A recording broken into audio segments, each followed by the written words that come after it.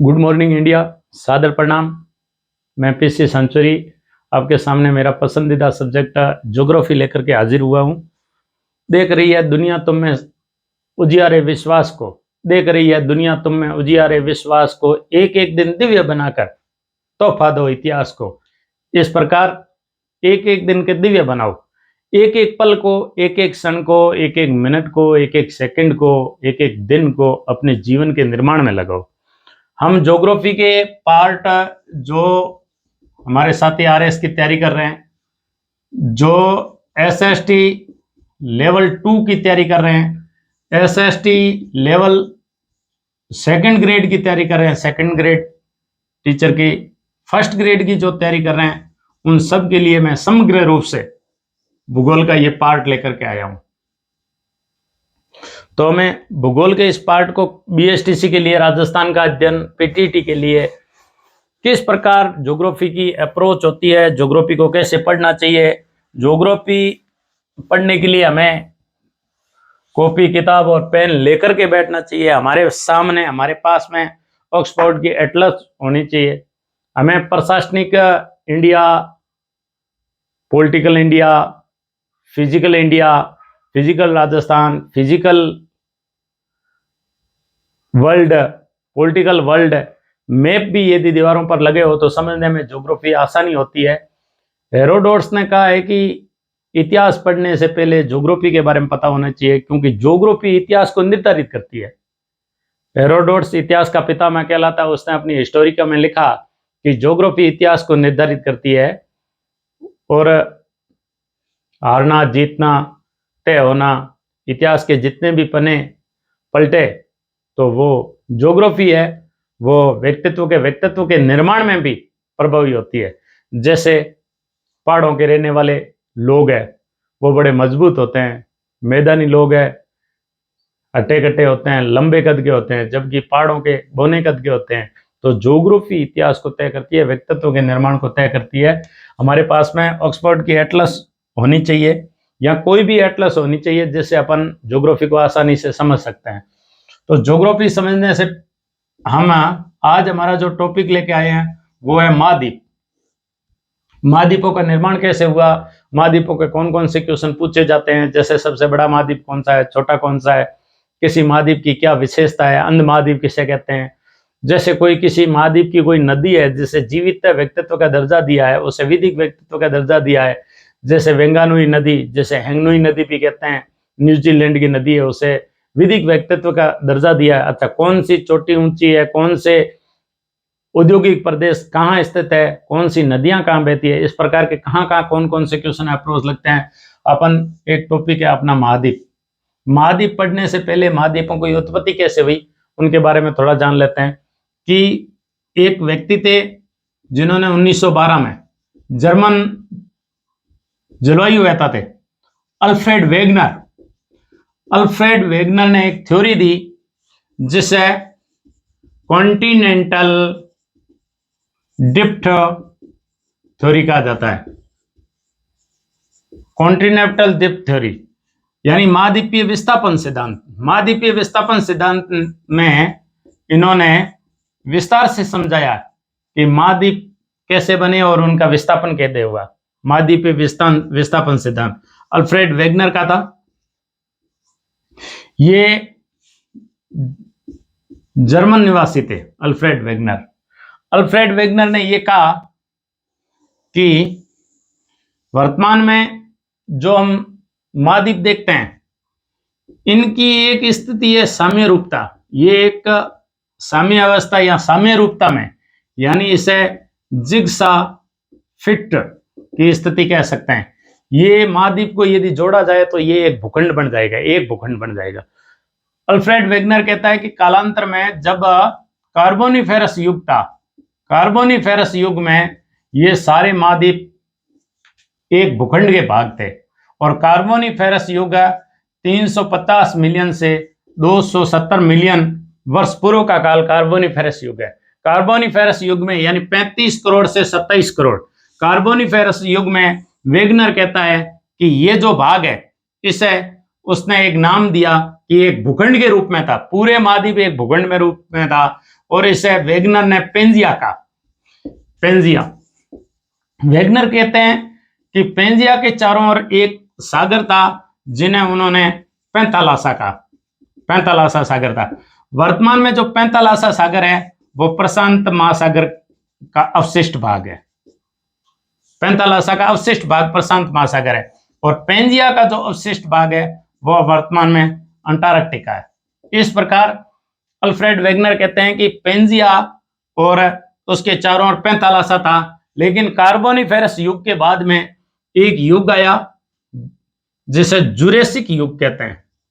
यह डायनासोर के विकास का काल था, जुरेसिक युग। जुरेसिक जो काल था वो 150 मिलियन वर्ष से 135 मिलियन वर्ष यानी 18 करोड़ से 13.5 करोड़ वर्ष पूर्व जुरेसिक काल के अंदर यह पेंजिया टूटना प्रारंभ हो गया और जब पेंजिया टूटा तो ये दो भागों में बंटा। अल्फ्रेड वेगनर कहता है कि पेंजिया जुरेसिक काल में आज से 18 करोड़ से 13.5 करोड़ के मध्य टूटना प्रारंभ हुआ और पेंजिया दो भागों में टूट गया और इसका विस्थापन हुआ। टूटने के बाद में जो उत्तरी भाग टूटा उसे उसने कहा कि पेंजिया का उत्तरी भाग अंगारा लैंड कहलाया और पेंजिया का दक्षिणी भाग गोंडवाना लैंड कहलाया। ये अल्फ्रेड वेगनर कहता है। और बीच में एक उतला सागर था, उतला और संकरा सागर था, जिसे ये कहते हैं कि ये 33 सागर था। वेगनर महोदय कहते हैं कि 33 सागर था। इस प्रकार पेंजिया दो भागों में टूटा। अंगारा लैंड, अंगारा लैंड का इसने एक अलग भी नाम दिया जिसे लोरेंसिया कहते हैं। ये लोरेंसिया और अंगारा लैंड में टूटा। एक गोंडवाना लैंड टूटा। बीच में जो उतला और संकरा सागर था 33 सागर था। कालांतर में जुरेसिक काल में पेंजिया जब दो भागों में अंगारा लैंड और गोंडवाना लैंड टूट गया तब ट्रियासिक, जुरेसिक और क्रिटेशियस काल के अंत में, क्रिटेशियस काल आज से 6.5 करोड़ वर्ष पूर्व, कहते हैं कि अंगारा लैंड भी कई भागों में टूटा और गोंडवाना लैंड भी कई भागों में टूटा। अल्फ्रेड वेगनर महोदय कहते हैं कि जो अंगारा लैंड टूटा, अल्फ्रेड वेगनर कहते हैं कि अंगारा लैंड टूटा कौन कौन से, वो महाद्वीपों में बदला और गोंडवाना लैंड टूटा तो कौन कौन से महाद्वीपों में टूटा। अल्फ्रेड वेगनर महोदय कहते हैं कि जब अंगारा लैंड टूटा यानी ये सारे किसके भाग थे, पेंजिया के भाग थे। पेंजिया दो भागों में टूटा, वो कहते हैं एक अंगारा लैंड और एक गोंडवाना लैंड। इस प्रकार जब क्रिटेशियस काल के अंत में जब अंगारा लैंड टूटा तो अल्फ्रेड वेगनर कहते हैं कि एक भाग बना अंगारा लैंड टूटने के बाद उत्तरी अमेरिका, दूसरा यूरोप, तीसरा अंगारा लैंड, पेंजिया का अंगारा लैंड जो भाग टूटा वो एशिया बना। इसे वो सम्मिलित रूप में अल्फ्रेड महोदय यूरेशिया कहते हैं। गोंडवाना लैंड जो टूटा, गोंडवाना लैंड के कई भाग बने। दक्षिणी अमेरिका गोंडवाना लैंड का भाग है, अफ्रीका गोंडवाना लैंड का भाग है,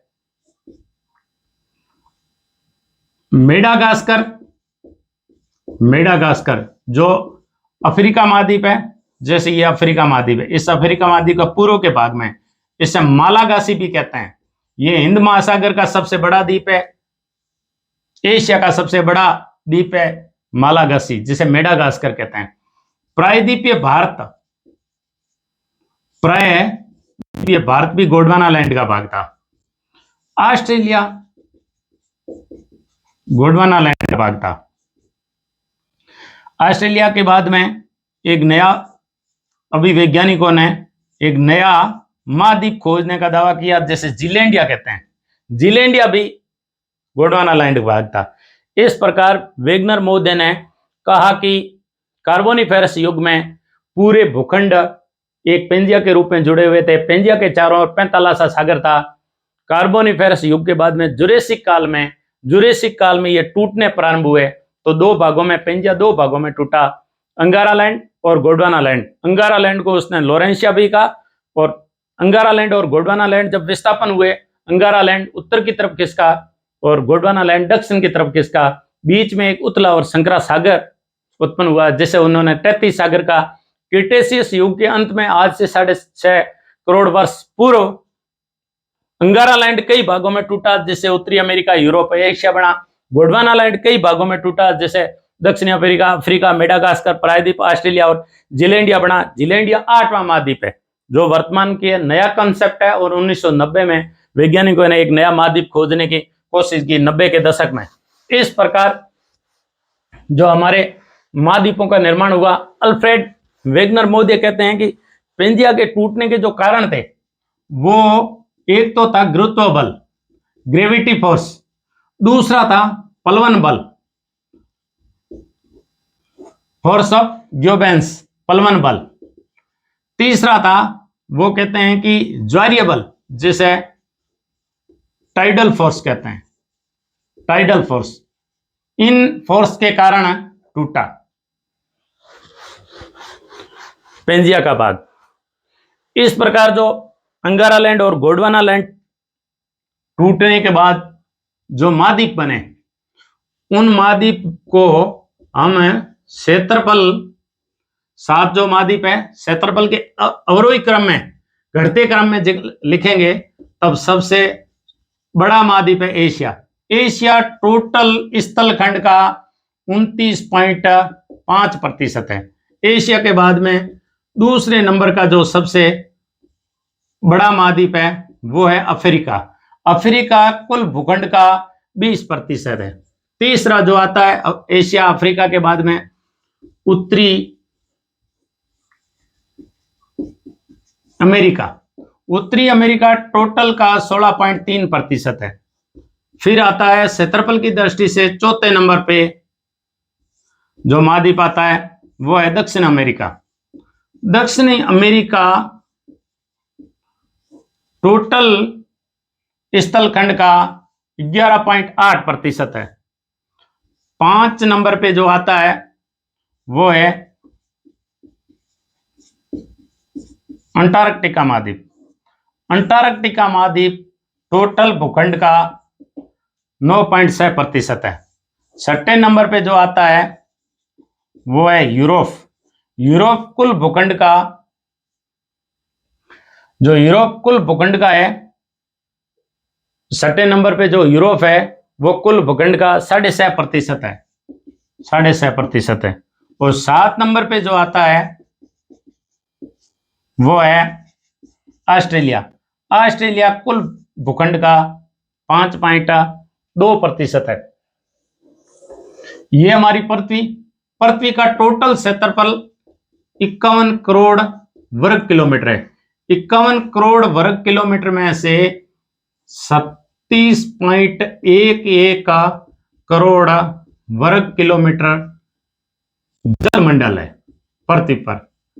टोटल 51 वर्ग करोड़ किलोमीटर में से 37.11 करोड़ यानी 37 करोड़ वर्ग किलोमीटर जलमंडल है, जो टोटल 51 करोड़ का 71% होता है, यानी 70.8%।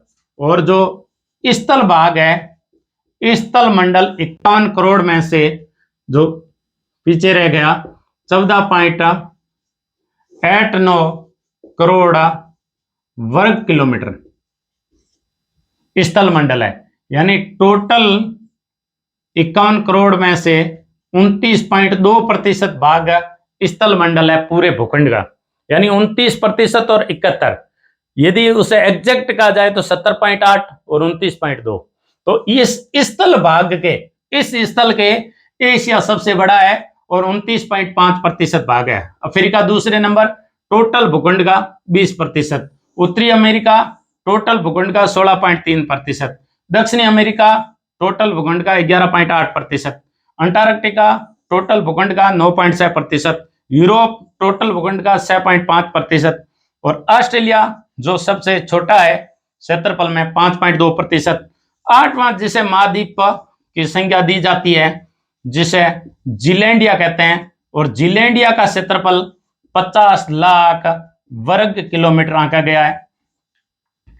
जिलैंडिया जो 8वां महाद्वीप है, जिलैंडिया महाद्वीप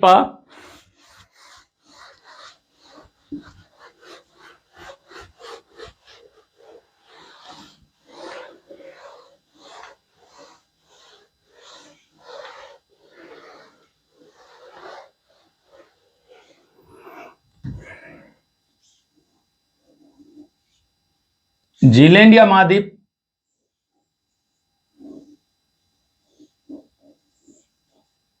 ये है, न्यूजीलैंड है, न्यूजीलैंड का ये द्वीप है।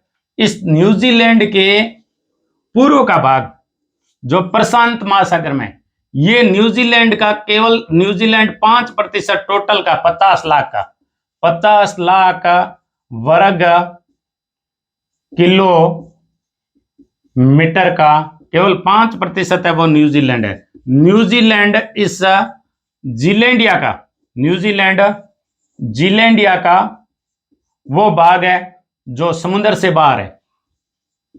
95% जीलैंडिया प्रशांत महासागर के नीचे स्थित है। इसे खोजने का दावा 1990 के दशक में किया गया। वैज्ञानिकों का यह मानना है कि जीलैंडिया गोंडवाना लैंड काल में, यानी गोंडवाना लैंड का हिस्सा था, और ये आज से लगभग 83 मिलियन से 80 मिलियन वर्ष पूर्व ये प्रशांत महासागर के नीचे चला गया। इस प्रकार ये वर्तमान में प्रशांत महासागर का भाग है। आने वाले दिनों में हमें 8वें महाद्वीप के रूप में एक नया महाद्वीप जीलैंडिया पढ़ने को मिल सकता है, क्योंकि वेगनर महोदय यह कहता है कि नितल प्रसारण हो रहा है। जो वेगनर महोदय का महाद्वीपीय विस्थापन सिद्धांत है, कॉन्टिनेंटल ड्रिफ्ट थ्योरी है। कॉन्टिनेंटल ड्रिफ्ट थ्योरी ने वो मार्ग प्रशस्त किया जो प्लेट टेक्टोनिक थ्योरी का मार्ग प्रशस्त होता है। प्लेट टेक्टोनिक 1962 में हैरी हेस ने जो सिद्धांत दिया वो ये कहता है कि आज भी सागरों का नितल प्रसारण हो रहा है, यानी उत्तरी अमेरिका दक्षिणी अमेरिका पश्चिम की तरफ खिसके तो अटलांटिक महासागर का निर्माण हुआ। जब भारत उत्तर की तरफ खिसका, क्योंकि भारत प्रायद्वीपीय भारत है, वो गोंडवाना लैंड का भाग था और ये भूमध्य रेखा के दक्षिण में था, और जो धीरे धीरे ये जब उत्तर की तरफ खिसका तो हिंद महासागर का निर्माण हुआ, और ये जाकर के यूरेशिया के प्लेट से जब टकराया भारत प्रायद्वीपीय भारत, तो हिमालय पर्वतमाला का निर्माण हुआ। तो इस प्रकार हिंद महासागर का निर्माण, अटलांटिक महासागर का निर्माण वेगनर महोदय अपने महाद्वीपीय विस्थापन सिद्धांत में सिद्ध कर रहे हैं, और नया 8वें हमें महाद्वीप के रूप में जीलैंडिया पढ़ने को मिल सकता है। जब इन महाद्वीपों को जनसंख्या के अवरोही क्रम में यदि व्यवस्थित किया जाए, जनसंख्या की दृष्टि से महाद्वीपों को व्यवस्थित किया जाए, तो सबसे बड़ा है वो एशिया है। एशिया महाद्वीप जनसंख्या की दृष्टि से सबसे बड़ा है। दूसरा अफ्रीका है, और तीसरा यूरोप है जनसंख्या की दृष्टि से। चौथा उत्तरी अमेरिका है जनसंख्या की दृष्टि से, उत्तरी अमेरिका सबसे चौथा। पांचवा जनसंख्या की दृष्टि से बड़ा दक्षिणी अमेरिका है, 5वें नंबर पे स्थान है अमेरिका। अच्छा, 6ठे स्थान पे ऑस्ट्रेलिया है जनसंख्या की दृष्टि से, और 7वें नंबर पे जो है वो है अंटार्कटिका महाद्वीप। अंटार्कटिका महाद्वीप एक जनशून्य है। यह शोध के लिए, अन्वेषण के लिए, अनुसंधान के लिए, विज्ञान को समर्पित महाद्वीप है, इसलिए यहाँ स्थायी रूप से किसी देश के मानव का, मनुष्य का निवास स्थान नहीं है। आज हमारा जो महाद्वीपों का टॉपिक रहेगा वो ऑस्ट्रेलिया रहेगा। अध्ययन की दृष्टि से हम ऑस्ट्रेलिया को 5 भागों में बांट सकते हैं। Australia, New Zealand, Micronesia, Melanesia, Polynesia. Australia को बांटा जाता है। ये हमारा ऑस्ट्रेलिया इधर ऑस्ट्रेलिया के नजदीक में स्थित है। इस प्रकार प्लेंटी की खाड़ी, ये वेलिंगटन का द्वीप, ये इस प्रकार स्टीवर्ट द्वीप, ये हो गया 1 नंबर पे ऑस्ट्रेलिया। ऑस्ट्रेलिया महाद्वीप का ये सबसे बड़ा भाग है ऑस्ट्रेलिया देश। यहां ऑस्ट्रेलिया का भाग है न्यूजीलैंड। यहां ऑस्ट्रेलिया का भाग है जो खूब द्वीपों के रूप में है, जिसे कहते हैं माइक्रोनेशिया।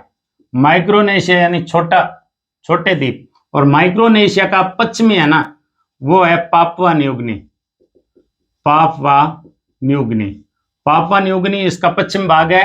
पापुआ न्यूगिनी को दो भागों में बांटा जा सकता है। इसका जो एकदम पश्चिम भाग है वो है इरियनजेया। इरियनजेया वर्तमान में इंडोनेशिया के अधीन है, इंडोनेशिया के अधीन है। और इसका पूर्व भाग है जो पापुआ है न्यूगिनी का, जो वो है संप्रभु राष्ट्र है। ये ऑस्ट्रेलिया महाद्वीप में और पूरे विश्व का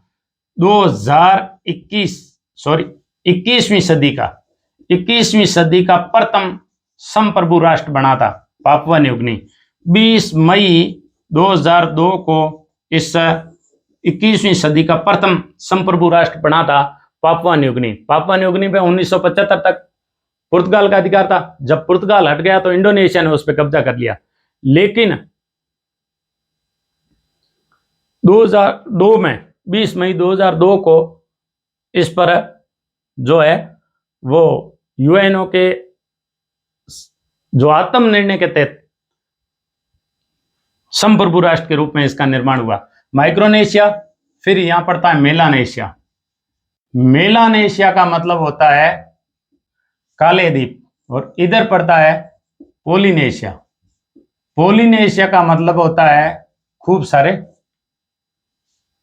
द्वीप। इस प्रकार ऑस्ट्रेलिया, न्यूजीलैंड, पोलिनेशिया, मेलानेशिया और माइक्रोनेशिया। ऑस्ट्रेलिया में टोटल इस प्रकार माइक्रोनेशिया, मेलानेशिया, पोलिनेशिया, न्यूजीलैंड और ऑस्ट्रेलिया में टोटल 22 देश है। ये 22 देश ऑस्ट्रेलिया महाद्वीप में कहे जाते हैं। इनमें हम वर्तमान जो पढ़ेंगे वो वर्णन शुरू करते हैं न्यूजीलैंड का। ऑस्ट्रेलिया महाद्वीप का एक देश है न्यूजीलैंड। न्यूजीलैंड मुख्य रूप से 2 द्वीपों का देश है। न्यूजीलैंड ये जैसे यहां ऑस्ट्रेलिया पड़ता है इस प्रकार,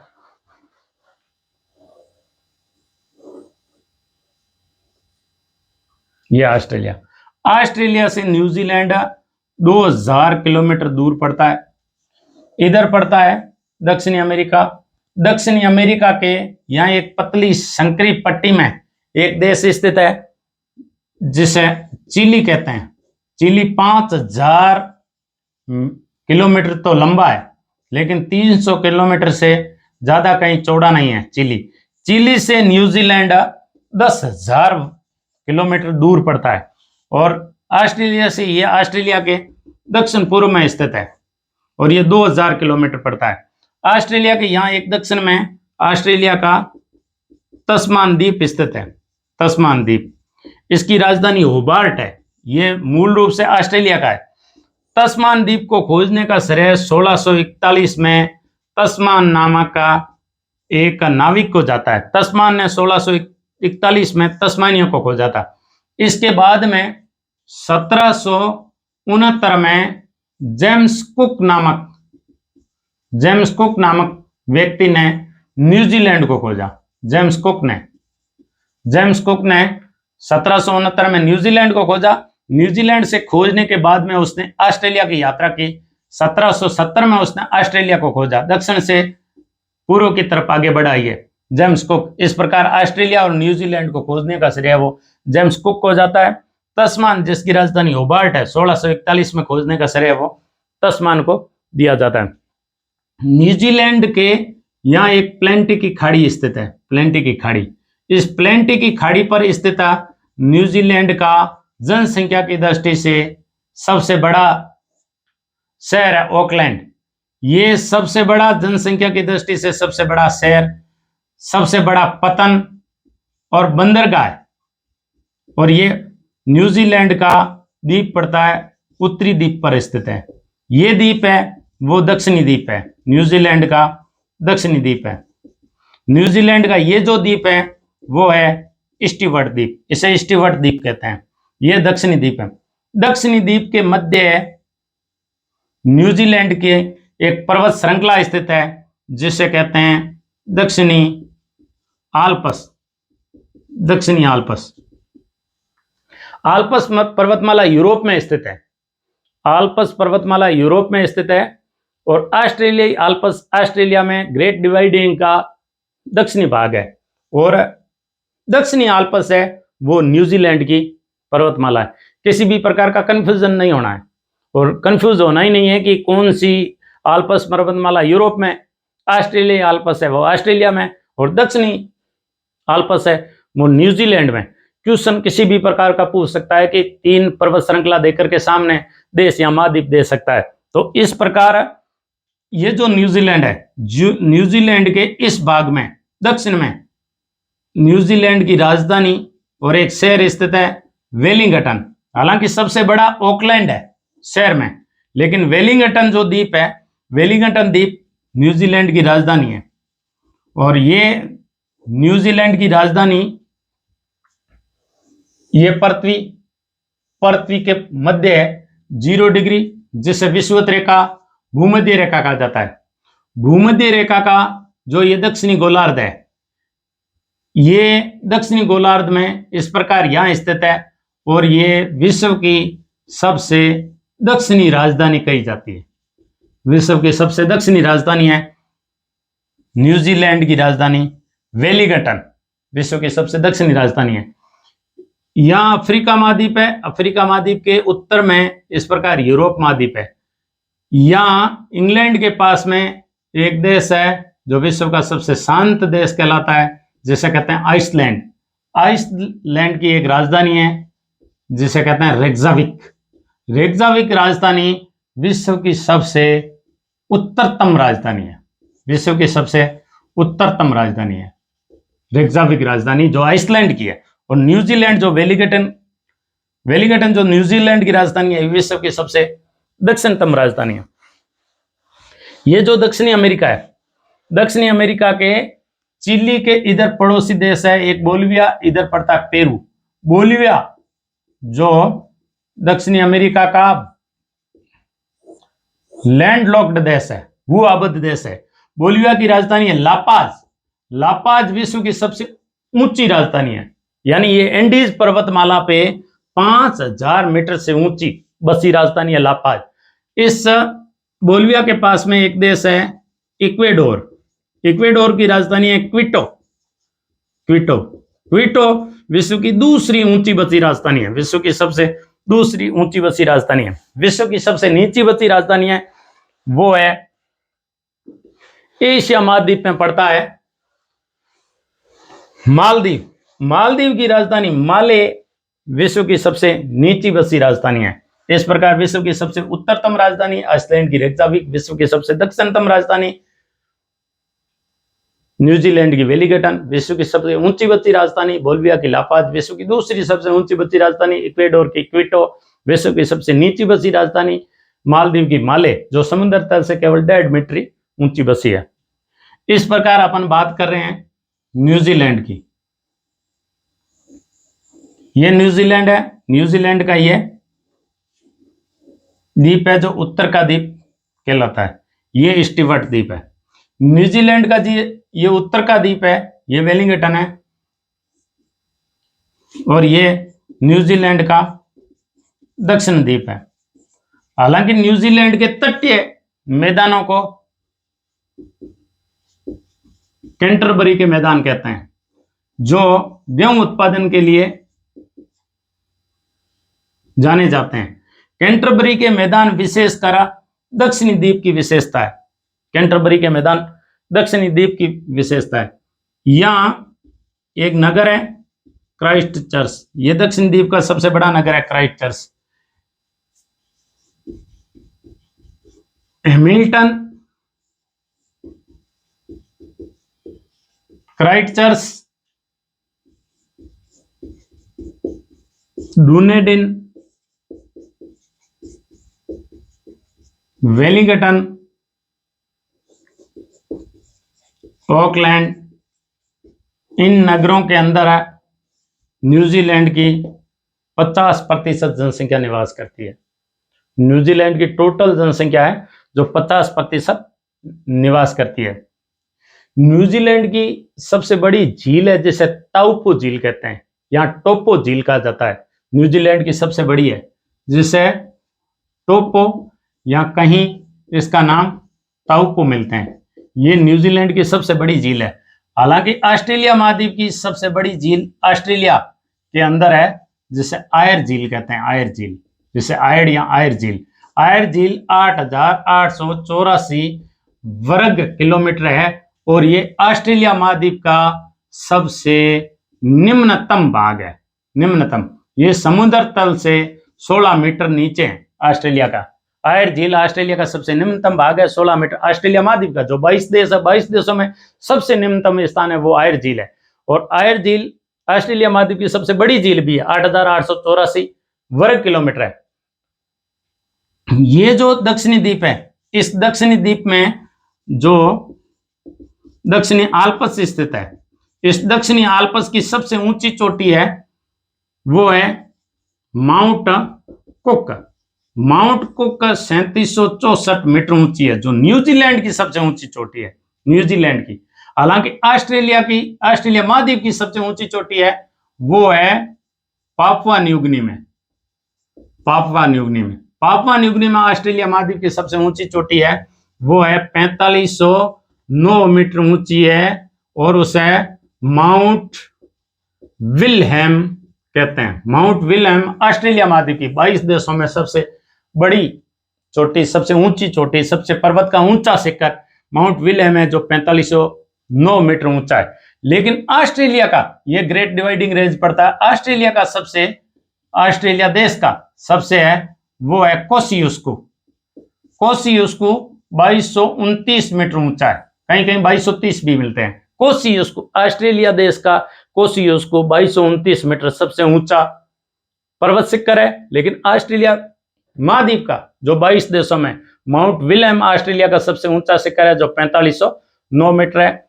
न्यूजीलैंड का दक्षिणी आल्प्स पर्वतमाला पर स्थित सबसे ऊंचा पर्वत शिखर 3764 मीटर माउंट कुक है।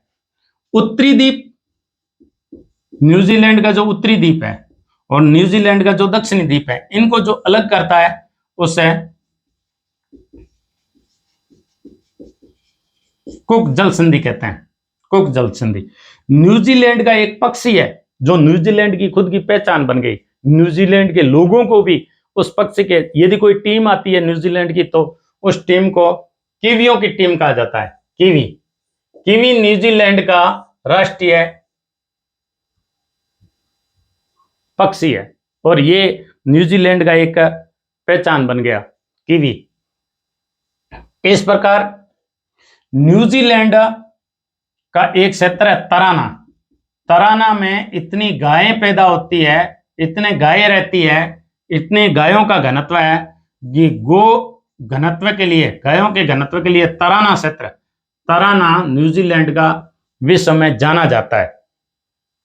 तराना न्यूजीलैंड अपने कुल निर्यात का 90% जो निर्यात करता है, न्यूजीलैंड का कुल जो निर्यात है उस निर्यात में 90% पशु उत्पाद होता है न्यूजीलैंड का। 50% ऑस्ट्रेलिया का पशु उत्पाद होता है। ऑस्ट्रेलिया अपने कुल निर्यात का 50% पशु उत्पाद से प्राप्त करता है और न्यूजीलैंड अपने कुल उत्पाद का 90% भाग उत्पादित करता है। न्यूजीलैंड में जो वर्तमान में ऑस्ट्रेलिया मेरिनो नाम की जो भेड़ उत्पादित करता है, इस प्रकार भेड़ों के मांस उत्पादन में एक छोटा देश होते हुए भी न्यूजीलैंड है उसने बाजी मार ली है। ये जैसे न्यूजीलैंड है, यहां वेलिंगटन है, ये एक द्वीप है स्टीवर्ट द्वीप। ये जैसे पृथ्वी है, ये 0 डिग्री है, भूमध्य रेखा 0 डिग्री के दक्षिण में, दक्षिणी गोलार्ध में स्थित है। दक्षिणी गोलार्ध में, पृथ्वी के दक्षिणी गोलार्ध में जलमंडल की अधिकता है और उत्तरी गोलार्ध में स्थलमंडल की अधिकता है। जलमंडल में मकर रेखा के बाद यानी 23.5 डिग्री दक्षिणी अक्षांश, फिर 40 डिग्री, 50 डिग्री और 60 डिग्री, 40 डिग्री, 50 डिग्री और 60 डिग्री दक्षिणी अक्षांश के पास में स्थलमंडल पे कोई अवरोध नहीं है। कोई अवरोध नहीं होने के कारण यहाँ हवाएं निर्बाध गति से चलती है।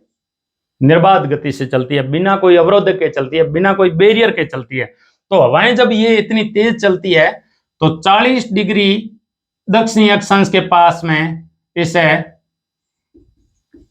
गरजता चालीसा कहते हैं, गरजता चालीसा कहते हैं। 50 डिग्री के आसपास में, 50 डिग्री साउथ के आसपास में इसे भयंकर पचासा कहा जाता है, फ्यूरियस 50, भयंकर पचासा कहा जाता है।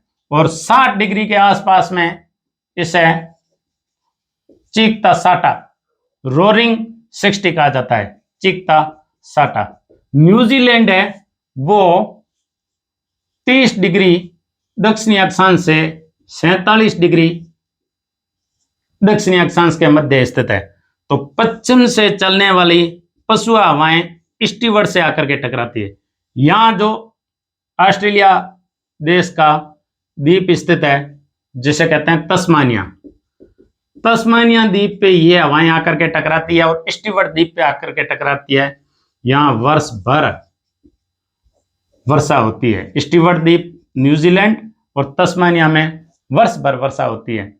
यहां वेलिंगटन इसकी राजधानी है, विलिंगटन।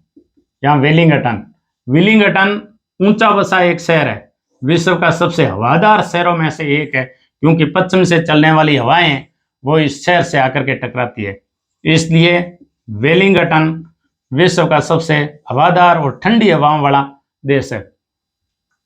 ये मकर रेखा से दूर स्थित है, इसलिए ये जो जलवायु रखता है वो शीतोष्ण कटिबंधीय जलवायु रखता है। न्यूजीलैंड जो जलवायु रखता है वो शीतोष्ण कटिबंधीय जलवायु रखता है। यहां जो द्वीप है पोलिनेशिया, माइक्रोनेशिया, मेलानेशिया। पोलिनेशिया से कालांतर में 700-800 साल वर्ष पहले पुराने जमाने में, पुराने काल में पोलिनेशिया से एक यहाँ आदिवासी आकर के बसे जिसे माओरी कहते हैं। ये माओरी न्यूजीलैंड के मूल निवासी कहलाते हैं। माओरी जैसे उत्तर पूर्वी भारत के जो नर मुंड इकट्ठा करने वाली नागालैंड जनजाति हैं, नागा लोग हैं, वो धड़ से सिर को अलग करके अपने घरों के ऊपर नर मुंड टांगते हैं, जिससे उनकी शौर्यता प्रतीक होती है कि वो कितने शूरवीर है। तो माओरी भी इसे धड़ से सिर को अलग करके अलग अलग अपने घरों के ऊपर टांगते हैं, जिससे इनके माओरी के अपने शक्ति प्रदर्शन का एक प्रतीक है। माओरी न्यूजीलैंड के मूल निवासी है और इनकी एक प्रसिद्ध नदी है जिसे वांगानुई नदी कहते हैं। माओरी जनजाति की प्रसिद्ध नदी है वांगानुई। ये अपने गंगा जैसी पवित्र है इनकी, और ये तीसरी बड़ी नदी है, न्यूजीलैंड की तीसरी बड़ी नदी है जो वांगानुई कहलाती है। इसकी प्रथम बड़ी नदी है, लंबी नदी है, वो है वेकारो इनकी प्रथम लंबी नदी है, लेकिन तीसरी लंबी नदी है वांगानुई को न्यूजीलैंड सरकार ने 2017 में इसे विधिक व्यक्तित्व का दर्जा दिया है, यानी एक ऐसी संस्था जो जीवित संस्था के रूप में दर्जा दिया। एक जीवित व्यक्ति के साथ में अत्याचार, अन्याय, शोषण होने पर वो जो कोर्ट की शरण ले सकता है। इसी प्रकार ये नदी भी, वांगानुई नदी भी, जो माओरी जनजाति की पवित्र नदी है, ये भी अपना पक्ष खुद रख सकती है और विधिक व्यक्तित्व की भांति ये अपने जो इसे पोल्यूटेड करेगा, जो इसमें पोल्यूशन बढ़ाएगा, उसके खिलाफ अपने केस दायर करके एक विधिक व्यक्तित्व के रूप में ये अपनी पैरवी खुद कर सकती है। इस 2017 में विश्व की पहली ऐसी नदी है जिसे जीवित व्यक्तित्व के रूप में, जीवित संस्था के रूप में वांगानुई नदी को दर्जा दिया गया। लेकिन इसी के देखते भारत के उत्तराखंड राज्य के हाई कोर्ट ने गंगा नदी को भारत की प्रथम जीवित संस्था के रूप में मान्यता दे दी। यानी गंगा को पोल्यूटेड कोई करेगा तो गंगा उसके खिलाफ मुकदमा दायर कर सकती है जीवित संस्था के रूप में। इसमें परिवादी खुद गंगा होगी, न कि कोई व्यक्ति जो एप्लीकेशन डालता है उसके खिलाफ होगी। गंगा के बाद में यमुना को भी जीवित संस्था के रूप में दर्जा दे दिया गया है। नर्मदा जो मध्य प्रदेश की महत्वपूर्ण नदी है, वहां के सीएम ने भी इसे जीवित संस्था के रूप में दर्जा देने की बात की है। विश्व में जैसे ये दक्षिणी अमेरिका है, दक्षिणी अमेरिका की अभी अपने पढ़े कि एक देश है इक्वेडोर, जिसकी राजधानी है क्विटो, जो विश्व की दूसरी ऊंची बत्ती राजधानी है। पहली अपने बोलिविया की लापाज बताई। इक्वेडोर ने एक अधिकार दिया विश्व में पहली बार, राइट ऑफ नेचर अधिकार, यानी ये नेचर को दिया गया वो अधिकार है कि नेचर है वो खुद जीवित संस्था के रूप में मुकदमा लड़ सकती है यदि उसे कोई पोल्यूटेड करे, उसे कोई डिस्ट्रॉय करे, उसे कोई हार्म पहुंचाए, उसे कोई हानि पहुंचाए, तो राइट ऑफ नेचर के तहत इक्वेडोर है वो मुकदमा कर सकता है। इस प्रकार विश्व का पहला देश है जिसने राइट ऑफ नेचर का अधिकार दिया कि इस प्रकार आपको एक सुंदर प्रकृति भी आपको जीवन जीने के लिए बहुत ही जरूरी है, इस प्रकार का जो है वो दर्जा दिया। न्यूजीलैंड के जो निवासी है माओरी, माओरी जो ओरंगो दक्षिणी द्वीप में स्थित है आल्पस पर्वतमाला, आल्पस पर्वतमाला की सबसे ऊंची चोटी है माउंट कुक। माउंट कुक को ये ओरंगो कहते हैं, जिसका अर्थ होता है मेघवर्धक। जैसे अपने माउंट एवरेस्ट को बर्फ की देवी नेपाली लोग कहते हैं, सागर माता कहते हैं। जो माउंट एवरेस्ट है 8,848, जो विश्व की सबसे ऊंची पर्वत चोटियों में से एक है, उसको नेपाली लोग सागर माता कहते हैं। सागर माता यानी बर्फ की देवी। तो इस प्रकार माओरी इसको ओरंगो कहते हैं, और जिसका अर्थ होता है मेघ वर्धक यानी मेघवर्धक। इसे माउंट कुक को माना जाता है। माउंट कुक वैसे ही दक्षिणी द्वीप में, न्यूजीलैंड के दक्षिणी द्वीप में माउंट आल्पस में स्थित है, न्यूजीलैंड की सबसे ऊंची चोटी है। इस प्रकार न्यूजीलैंड का जो तराना है वो गो पशु के लिए जाना जाता है, और कैंटरबरी इनके प्रसिद्ध मैदान है, वेलिंगटन इनकी राजधानी है। अपने कुल निर्यात का 90% ये पशु उत्पाद से प्राप्त करता है। इसका क्षेत्रफल 2,69,057 वर्ग किलोमीटर है, यानी ये राजस्थान से छोटा है, राजस्थान से ये छोटा है। इसकी जो मुद्रा है वो न्यूजीलैंड डॉलर कहलाती है। अगले चैप्टर में हम मेलानेशिया, माइक्रोनेशिया, पोलिनेशिया और ऑस्ट्रेलिया का भाग पढ़ेंगे।